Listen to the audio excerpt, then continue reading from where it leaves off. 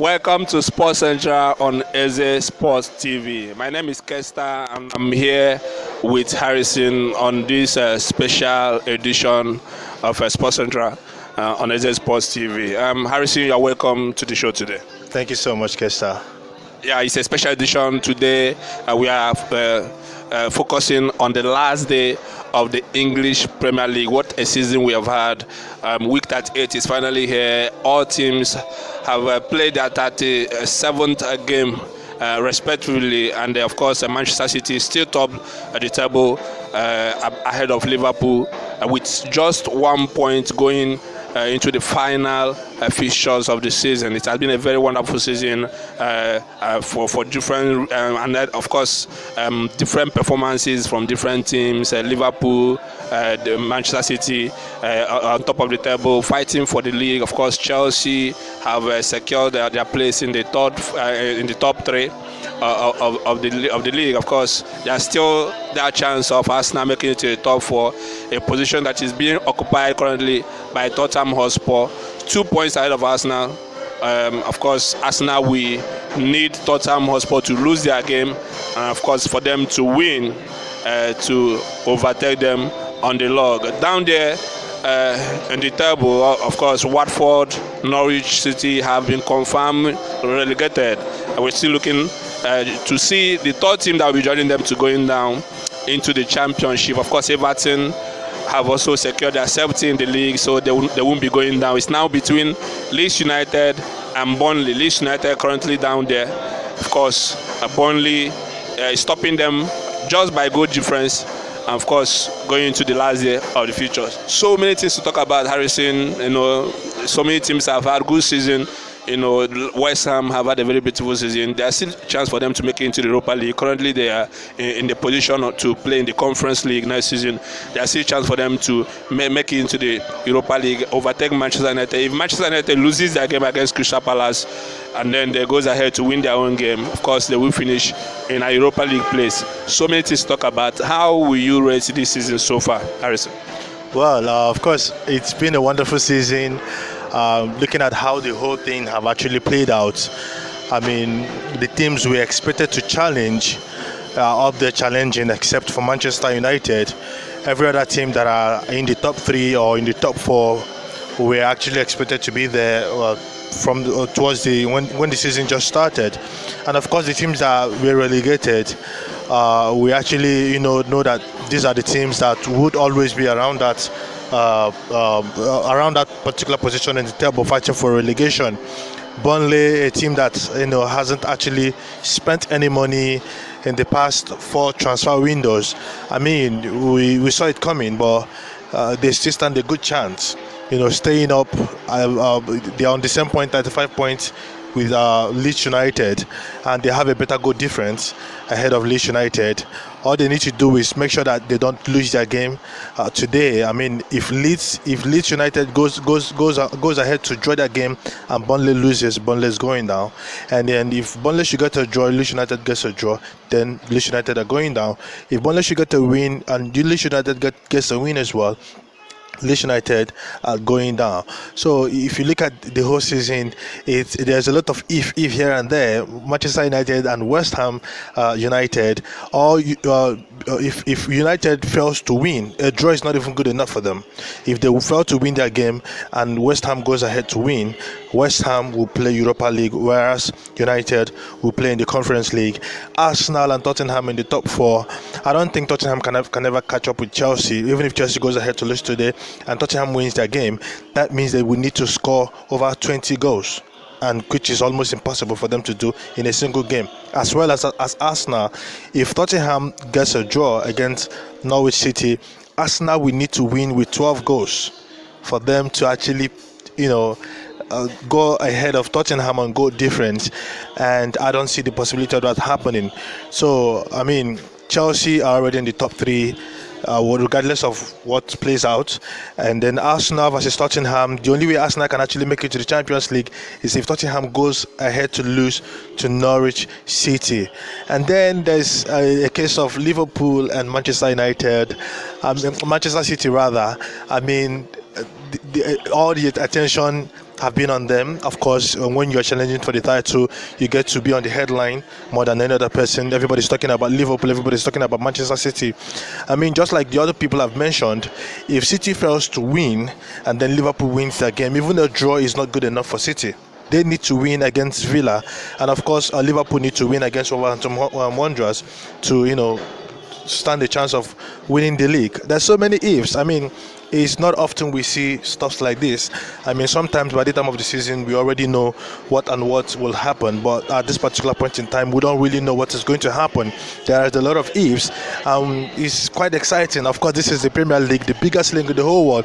I mean, if we don't get surprises and bosses like this from the Premier League, then why is it the most exciting league in the world? I mean, I'm excited today, yeah. Yeah, Harrison will be taking us on the fixtures around the last round of fixtures in the league. That is coming up. Of course, all the matches will be played at the same time in different venues across England. What a season we've had! No, I mean we can. I feel like the league should be extended. I mean, there's always this fever that comes after the season. You feel like when is the league going to come back? The English Premier League, the biggest league in the whole world, and it's not just about the English Premier League. Other European leagues as well are going to be ending, this weekend, and some might finish. Some already, ended already. We've had champions here and there, but the English Premier League remains the best league, and that's where it always has, gets our attention, and the focus is always on the EPL. So, I mean, there's still that battle on who wins the league. We've talked about the ifs. If Manchester City wins that game, then it is their title. But if they drops points and then Liverpool wins, it becomes Liverpool's title. But I mean, the way things have gone this season, Manchester City with the way they have handled the league, Liverpool the way they have played, which team will you say deserve to be the champion of the Premier League? Well, I can't say a particular team deserves to be the champion. If Liverpool goes ahead to win the league, they deserve to be champions. If Manchester City goes ahead to win the league, they deserve to be champion. There is a reason why it is only Manchester City and Liverpool that we're talking about when it comes to winning the title this season. No other team has performed at the level these two teams have performed this season. I mean, week in, week out, Liverpool and Manchester City are producing results. I mean, when you look at the Liverpool side, they've gone all season, all competition, they've lost only 3 games, 2 in the Premier League. I mean, this shows how good this particular side have been, as well as Manchester City. So anybody within them that wins the league deserves it. I mean, I can't say this person deserves it over this person. You just prove yourself on the last day, and the league is yours. Wonderful. Of course, which team we used to have disappointed most? Of course, we talked about teams like Manchester United failing to live up to expectation. A lot of people at the start of the season expected them to mount a very title challenge against City and Liverpool, but they couldn't. Instead, we saw a Manchester United that became worse as the season goes on, and we talked about it earlier that they might even end up not playing Europa League football, which is the second tier European competition, and if not for the introduction of Conference League, they might as well miss out in Europe entirely. I mean, Manchester United, a team that used to be one of the best teams in the world. They are still one of the biggest clubs in the world, as a matter of fact, but currently on the pitch, they are no longer the Manchester United we used to know. They've hired a new coach that will be coming in from Ajax, a very young coach, Eric Ten Hag. A lot of people are optimistic. Manchester United fans are hoping that he comes and turns around all their fortunes and change the whole thing at Old Trafford. But how will you rate Manchester United performance in the closing season? Well, it's been disaster. As far as Manchester United is concerned, you look at the performances they've put out this season, the caliber players they have in the team, and the amount of money that have actually been put into this team to be able to assemble this crop of players together. You will see that the kind of season Manchester United are currently having, or the kind of season they've had so far, is a very disastrous one. It's a very shameful one. I mean, before the season, everybody thought Manchester United would be competing, especially when Cristiano Ronaldo joined. Even without the addition of Cristiano Ronaldo, you look at the squad, you look at the businesses they've done, you look at where they finished in the previous season, you would think, okay, this is that season that they would actually challenge for the title. But we've seen Manchester United being a shadow of themselves. I mean, I think this is the worst season I have seen Manchester United ever in. I mean, since I started following football, since I started following Manchester United. Yeah. I mean, a lot of people share the same that sentiment that this is actually their worst season in modern era football. But I was going to ask, which team disappointed you the most? Of course, the way you sound is as if it's Manchester United. There are other teams that didn't live up to it. Liverpool, I mean, Everton celebrated staying in the league. I mean, we didn't see that coming at the start of the season. Everton is one of the clubs we expected to remain there, trying to push those top sides, trying to come into European positions and all that. But they struggled this season, and it took having a Frank Lampard until almost the last day of the season to confirm their safety in the league. I mean, there is also Norwich City, a team that seems to play very well when it comes to playing the ball and all that. They couldn't keep themselves in the league. Of course, you can say that Norwich City any time will always struggle to keep themselves in the league. But which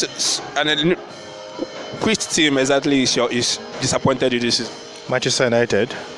Yeah. Okay. Of course, I know you're going to say Manchester United. So then, what about the teams that have impressed you the most? We've talked about Liverpool and Manchester City on how they have executed the season, playing themselves on top of the log, and nobody came coming close to them. But we had teams like Newcastle United that turned around their own, fortune towards the second standard of the season. I mean, we know how they started the season very poorly. They looked like a team that was going to sink. They were at the bottom of the log for a very long time. Struggled to get points and here and there.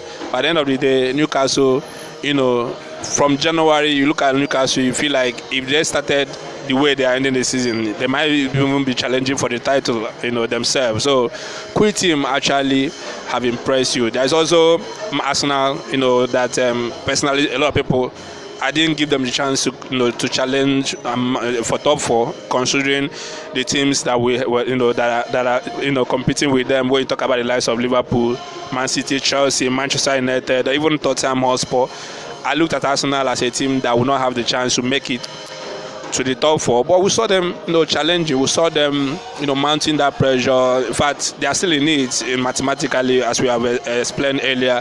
There's still a chance of us now making it the top four. I mean, which team will you say have impressed you among these teams that I mentioned? Arsenal.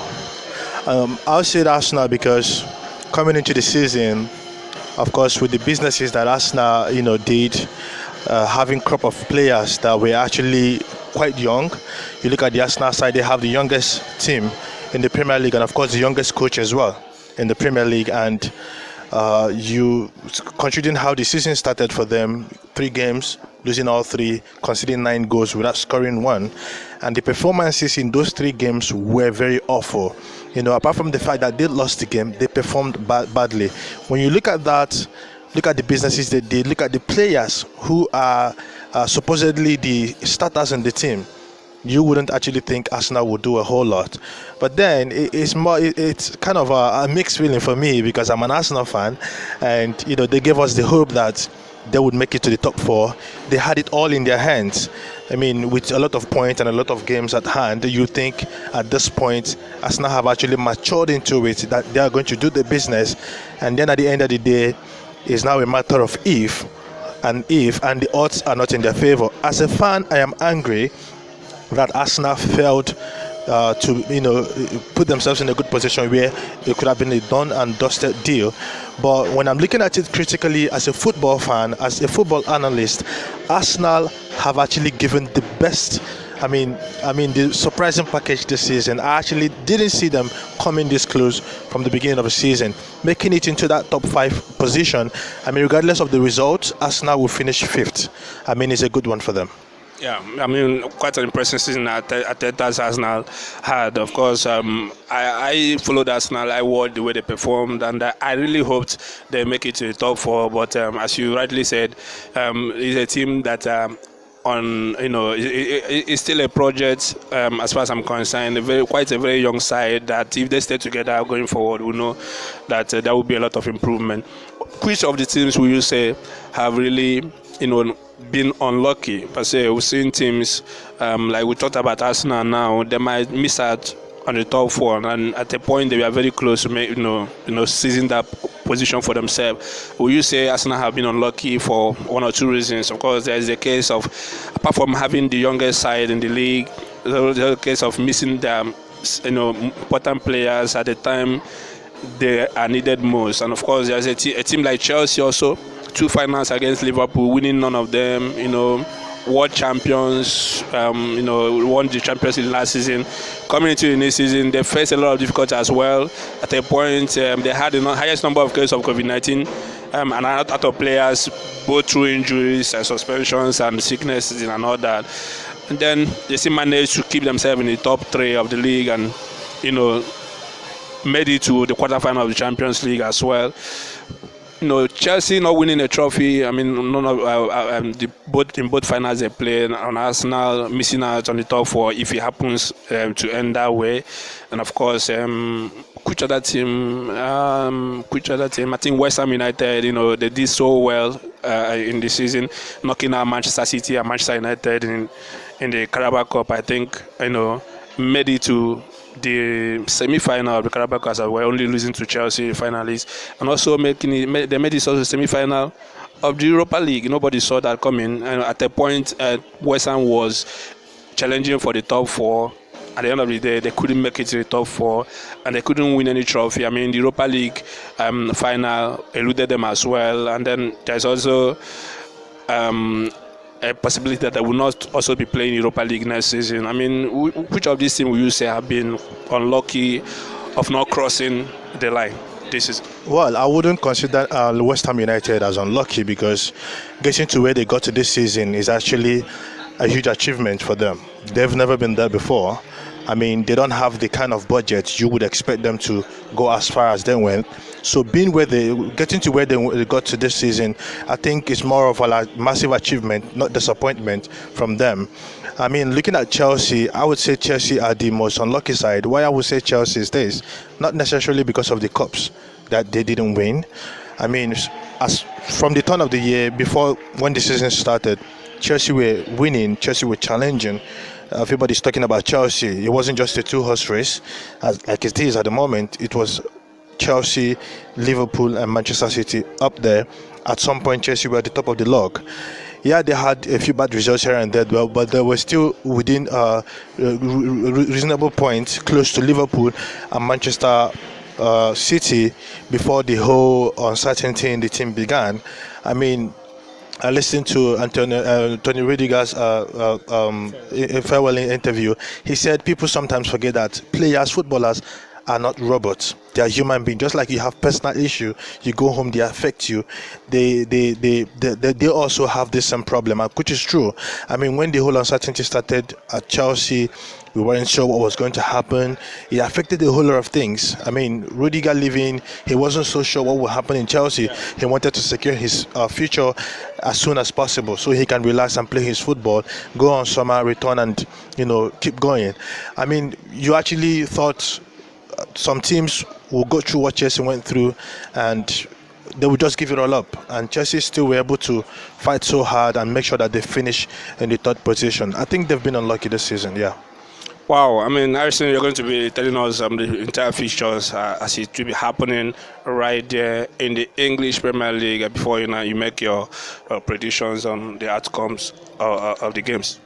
Okay, Arsenal will be at home to Everton, Brentford at home to Leeds United, Brighton and Hove Albion at home to West Ham United, Burnley will be hosting Newcastle United, Chelsea will be hosting relegated Watford, Crystal Palace will be at home to Manchester United, Leicester City will be at home to Southampton, and of course Liverpool will be at home to Wolverhampton Wanderers, Manchester City will be at home to Aston Villa, and Norwich City will be at home to Tottenham Hotspur.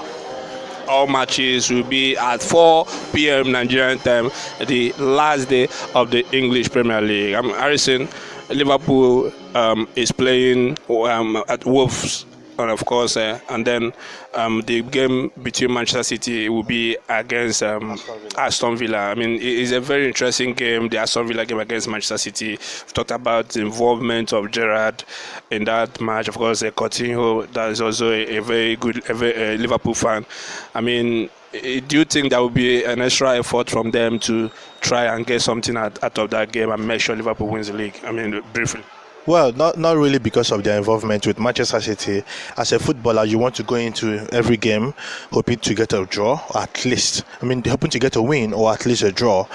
I mean, but of course, Steven Gerrard, being a former Liverpool captain, a former Liverpool player, would want to, get one from his side, regardless of where he is as a manager. He still loves Liverpool. Filippo Coutinho, I mean, he talked about, if it was possible for him to return to Liverpool, that he would have actually taken that offer. But Liverpool have actually moved forward from there. I don't think they would want to, taking him back. I think the whole team, together with Steven Gerrard, would want to, see if they would be the one to spoil the show for Manchester City. Not necessarily because of his link with Liverpool, but because they want it to be on record that Aston Villa stopped Manchester City from winning the league in the 2021-2022 season. I think from there, of course, anything is possible. This is football. Yeah, so what's your prediction? What do you think will happen at the end of the season, at the end of the matches that we just read out? Liverpool, Manchester City, who wins the league for you? Oh, it's going to be a funny one, but I say Liverpool.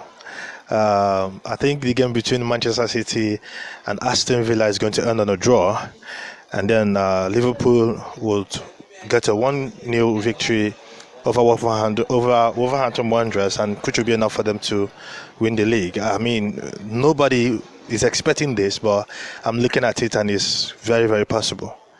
Everything is possible in world of football, especially when it comes to English Premier League. We've seen surprises over and over again. What a season we've had.